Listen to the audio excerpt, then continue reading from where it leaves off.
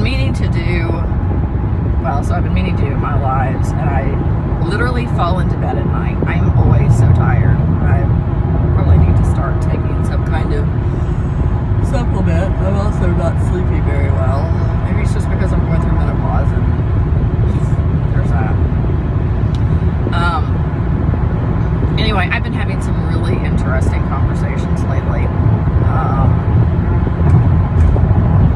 which have been very helpful to me with regards to moving through the healing process, and being on the other side. One of the biggest things that has helped me is realizing that I am not alone, and not necessarily not alone in regards to meaning that, there have been people. I'm going to put this down a little bit because there's a cop right there. Hold that thought. Don't look at my nose. Oh wow, there's lots of cops everywhere.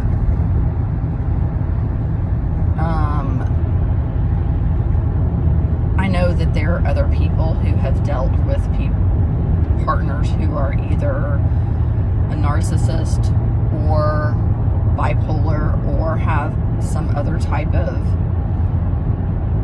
trait, I guess you would call it, that is very control oriented, or delivers some level of abuse to the other partner, because I get that. I mean, I know that there are. It helps knowing that basically everybody else who has been with my ex has dealt with the exact same thing that I have. So, and I don't know. I think I knew that to some point. I think I really just thought that, hey, maybe I'll be different. Maybe I will be the one that she will wake up one day and realize, oh my gosh, Jennifer's actually a really good person, and she loves me a lot, and she's here for me, and, blah, blah, blah, blah, blah.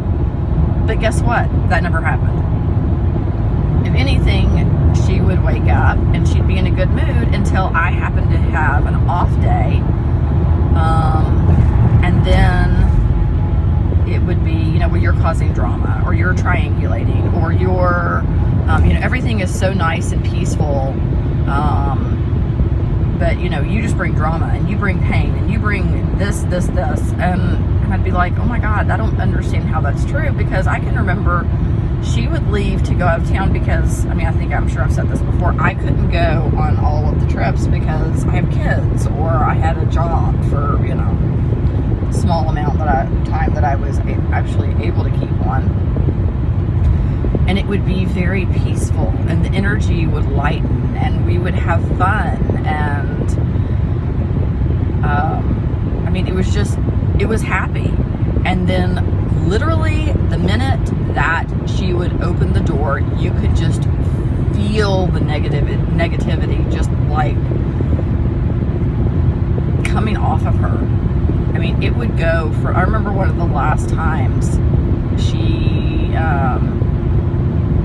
so we were gone to Fort Myers for almost a month. She was there for a month. I think I was there for like 3 weeks. And that means that I didn't work for 3 weeks.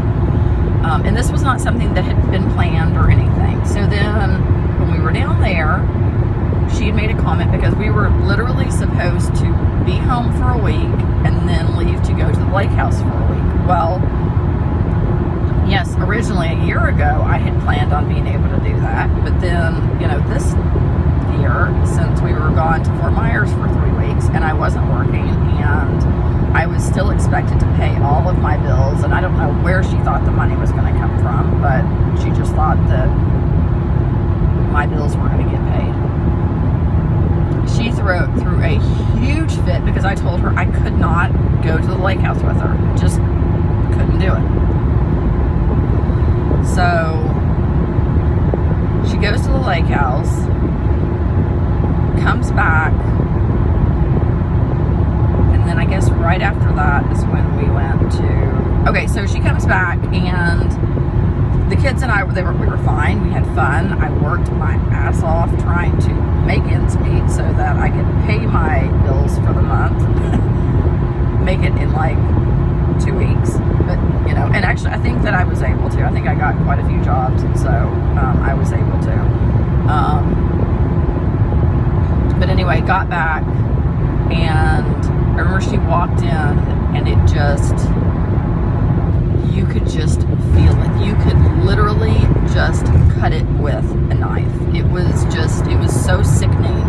And I mean, I think I was like, she ended up coming back early, which was the big shocker anyway.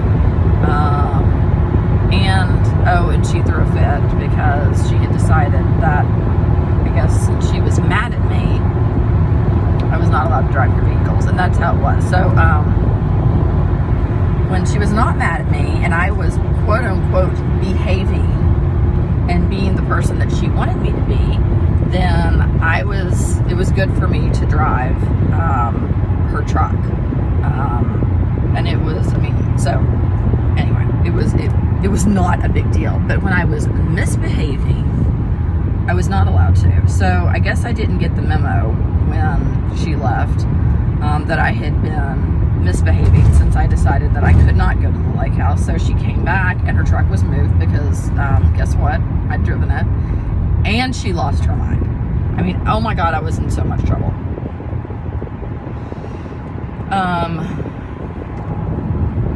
So I don't know. I mean, you know, it was just, I should have known better. I should have known better. I should have read the signs. I should have not been sucked into all of the glamorousness of it all and been very realistic. But you know what? I didn't. And it is what it is. And now, you know, we're still in the picking up the pieces of all of it. So, side note, I guess since I have made my videos public, I know that there is a very good possibility that at some point, maybe at some point in the future, she is going to, in the very near future, she is going to see these. And I do have mixed feelings on it. I know that she's going to see them, and she's going to, you know, share them with her followers. And it's going to be, you know, Jen is drama, and Jen plays games, and Jen does this, and Jen used me, and Jen, I mean, whatever, didn't shed the rainbow in Skittles one day. I mean, Jesus Christ. So, I mean, and that's just, it is what it is. But, you know, on the flip side of that, not that I think that she would ever take any kind of responsibility for anything, because in our relationship, I can count on one hand the number of times she apologized to me. Seriously. I mean, it was that disgusting. The biggest apology I would get would be, I'm sorry, or I wouldn't have acted that way if you hadn't XYZ. And I'm like, how is that? I mean, is that your, like, justification? Because I got nothing with all that. That just sounds like a whole big bunch of bullshit to me. Whatever. Anyway, tonight, well, actually, I don't get off work till 7:15, but I am making time and a half today, so I'm not going to totally fuss about that. I'll read some of my journal entries finally, and then maybe tell you a little bit more about some of the stuff that's going on just in my here and now life.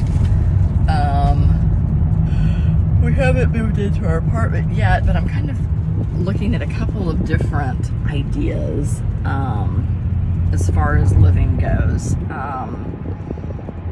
One of them, I mean, is just buying something small, not a farm just yet, but buying something small. But the other is actually kind of a cool idea, but I don't know. I really need to get on and look and maybe talk to some people. I don't know if it really would be cheaper in the long run. But you know what? Buddy, what are you doing? We will see. I mean, if nothing else, it would be kind of cool, but I'll tell you more about that later. Anyway, I am running into work like my hair's on fire, so I will talk to you later. I hope everybody has a really, really, really nice Labor Day. It looks like it's going to be a gorgeous day. It is currently 66 degrees in Louisville. I wish it would stay this cool, but I know it's not going to.